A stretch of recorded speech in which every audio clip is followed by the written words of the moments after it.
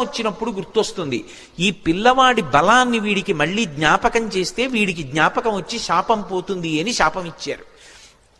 తన బలం తనకి తెలియదు. అందుకే వాలి తరువుకొస్తున్నప్పుడు కూడా కిష్కింధకాండలో సుగ్రీవుడు పారిపోతుంటే హనుమ కూడా వెళ్ళిపోయారు తప్ప వాలికి ఎదురు తిరగలేదు. తన బలం తనకి తెలియదు. ఇప్పుడు జాంబవంతుడు హనుమ దగ్గరికి వెళ్ళారు. వెళ్ళి, నాయనా హనుమ, వానరజాతి యొక్క పరువు ప్రతిష్టలన్నీ నీ చేతుల మీద ఉన్నాయి. ఇంతటి బలసంపన్నుడవి. ఈ లోకంలో ముగ్గురున్నారు గమనవేగం ఉన్నవారు.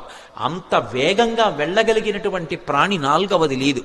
మొట్టమొదటి వాడు వాయుదేవుడు నీ తండ్రి, రెండవ వాడు గరుత్మంతుడు, మూడవ వాడు నువ్వు. ఇంతటి వేగం కలిగిన వాడివి, ఇంత బలం కలిగిన వాడివి, ఇంత బుద్ధిబలం ఉన్నటువంటి వాడివి, నువ్వు వానరజాతి పరువు ప్రతిష్టలో రామకార్యం ఆలోచించకుండా చేతకాని వాడిలా ఇలా కూర్చుంటావా? నీ తల్లి పుంజకస్థల,